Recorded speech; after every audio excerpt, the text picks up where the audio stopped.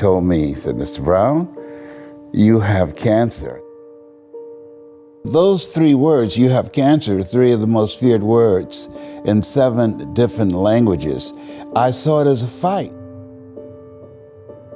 Frederick Douglass said, we might not get everything that we fight for, but everything we get, it will be a fight. And I love the quote that life is a fight for territory, and once you stop fighting for what you want, what you don't want will automatically take over. I never was fearful that I was going to die from it. And I think that I read something by Dr. Norman Cousins. He wrote a book called The Biology of Hope. And he talked about the fact that when something happens to you, you don't deny it, you defy it. And I was defiant that I'm going to beat this, I'm going to handle this. That there are people who many times when something happens to them, that they embrace it from a place of fear and it takes them out. And L.C. Robinson said, things may happen to you and things may happen around you, but the most important things are the things that happen in you. And you have to stand up inside yourself and deal with it and handle it.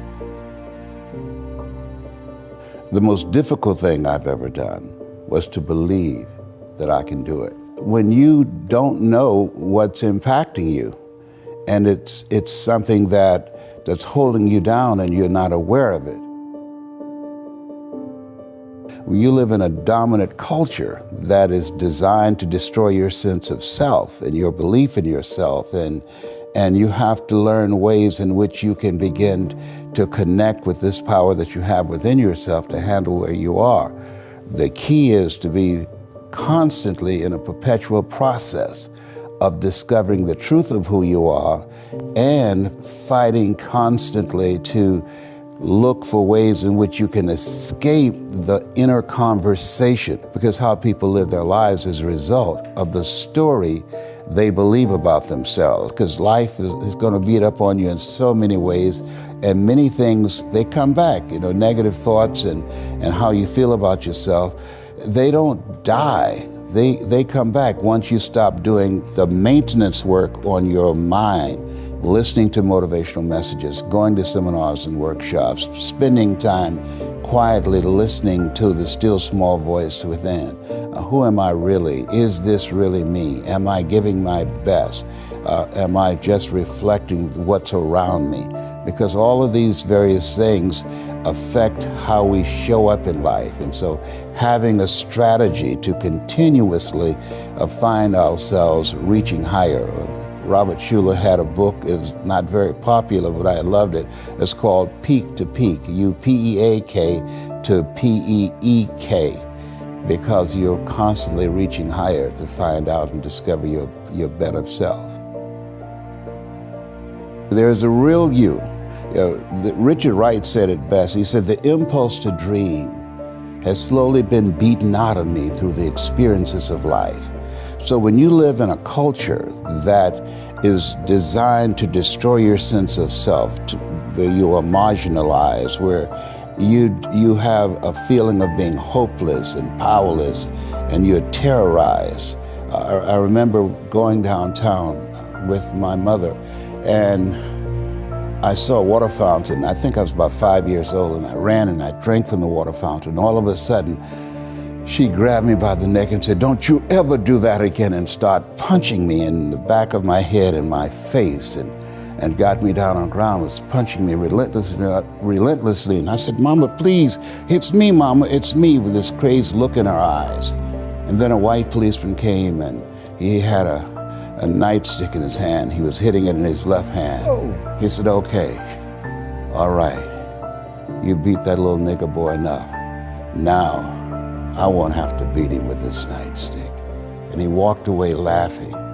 And my mother broke down and started crying and saying, Leslie, I'm so sorry. I'm so sorry. I said, Mama, why'd you beat me like that? She said, these water fountains are for white only, son.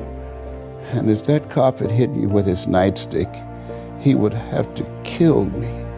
I'd have fought him till he killed me, and I'd left you and your brothers and sisters by themselves to raise themselves. I'm so sorry.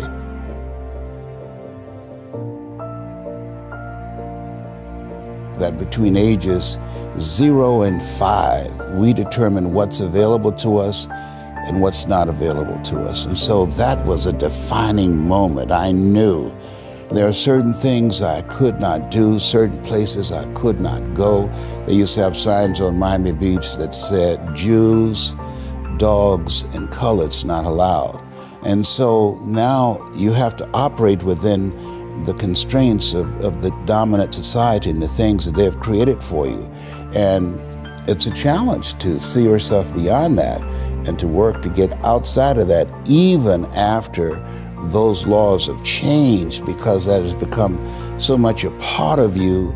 You unconsciously operate within the parameters of what has been put in place. Like you're driving on the expressway, the 405, and you'll get off on an exit that you weren't going in that direction, but you unconsciously did it because you've done it so many times that many people, because they're not making a conscious, deliberate, determined effort to think outside of what life has thrown at them, they end up doing the same thing over and over and over again. Einstein said that thinking that has brought me this far has created some problems that this thinking can't solve. And so through relationships, through reading, through studies, through goals and dreams beyond your comfort zone, it allows you to begin to live out of your imagination as opposed to out of your history. Disney said, the imagination is a preview of what's to come. And so as a kid, I dreamed a lot about taking care of my mother. I used to go with her to work, to clean homes. And I used to look at these big, beautiful mansions and said, Mama, what is it, Leslie? When I become a man, I'm gonna buy you a big, beautiful home just like this. Oh, you don't have to do this. I said, I know, but you didn't have to adopt us either. And you did. And so I'm here with you because of two women. One gave me life, the other one gave me love. God took me out of my biological mother's womb and placed me in the heart of my adopted mother. And because of her example and my love for her and the passion that I felt in my heart, I've got to do something to make her proud. I've got to do something to put myself in position to be able to take care of her. That drove me. Nietzsche said, if you know the why for living, you can endure almost anyhow.